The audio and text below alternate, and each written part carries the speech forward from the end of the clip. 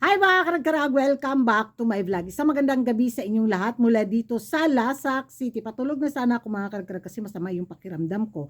Pero dahil chismosa nga si Kuragan, hahabol talaga ako sa mga kaganapan ngayon na pinagchichikahan, pinagrarambulan ng mga active na mga chismosa at mga chismosa sa social media na kung saan kumatandaan natin na no isang araw bitaw na in-invite daw si Fatima Bush sa Harvard University na maging speaker, which is kabaliktaran pala mga karagkargo, fake news pala yun. Nakita ko sa isang post ni Critical Beauty bitaw na kung saan in-invite lang pala si Inday Fatima natin sa isang Mexican student, hindi pala yung university ang nag-invite sa kanya. Kaya Pilingirang Baki din ba? Yung mga taga Mexico, yung mga taga Tacos Area of Responsibility and Community bitaw. So yun mga karagkarag, at dahil nga sa naging tanong na yon na kung saan naging iskandalo, kontrobersiya bitaw, ay nako, eto na. Palaban din yung mga supporter bitaw ni Inday Tima. Kinumporta yung nagtanong bitaw kay Fatima Bush na kung saan pinahiya talaga siya ng to the left and to the right bitaw sa kanya pagkapanalo sa Miss Universe 2025. Ay eto na yung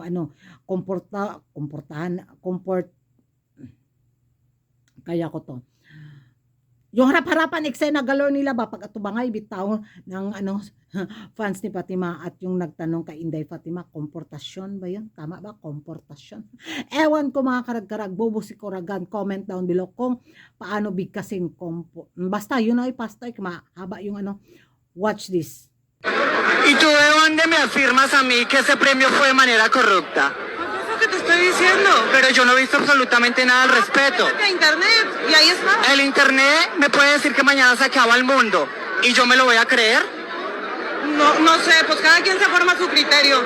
Mi criterio y las noticias de México y ver a un señor diciendo que es el dueño de este concurso, afirmando que él tiene el poder, pues yo sí lo creo. A menos que el señor esté mintiendo y ahí ya nos metemos en otro rollo. Pero si el señor está mintiendo, pues deja a Fátima muy mal. Y entonces Fátima ganó un concurso. Ya no me quiero meter más en este rollo. Es que no me interesa tanto, pero de verdad... Estás hablando como si fueras jurado y haya sido tú la que estuvo en ese lugar.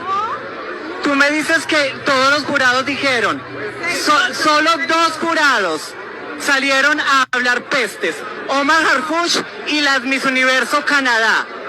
Ellos no pueden hablar por los otros 5.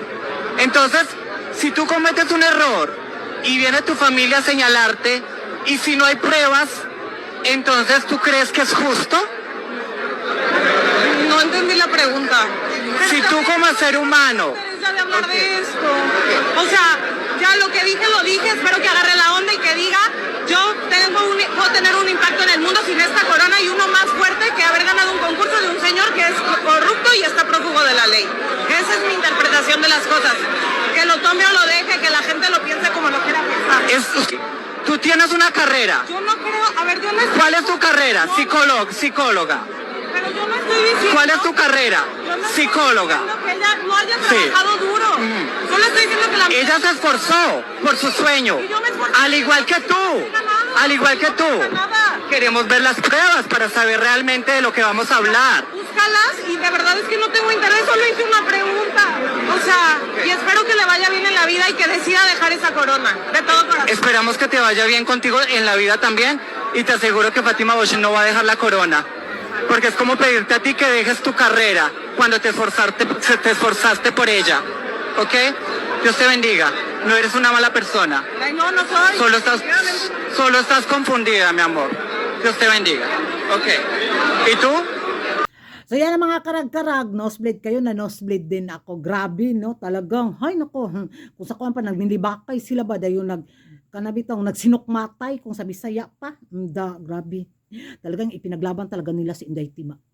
Dahil para sa kanila, deserve talaga nila yung corona, which is kabaliktaran talaga. Sige, patuloy nyo lang yan. Malapit na naman eh. This year, wala na, tapos na yung parining-rining queen ng kandidata ninyo. Di ba? So, magiging reaction ko lang mga karag-karag, may pag-ikatulog na nila, mahuwasan pa sila ikaugma. Kung sa Tagalog pa, buti pa itulog nila para bukas, mahimas-himasan sila ba sa kanilang pagiging dilulu.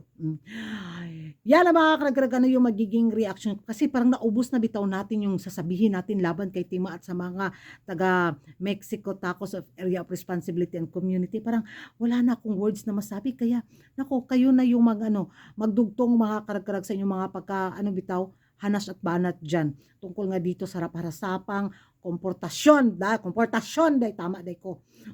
So, tama ba yung ginawa ng mga fans at ng supporters ni Inday Tima? Magingay tayo sa comment section. Kung hindi ka pa nakapag-subscribe sa YouTube channel ko, don't forget to like and subscribe. Thank you for watching and good night everyone. Bye-bye!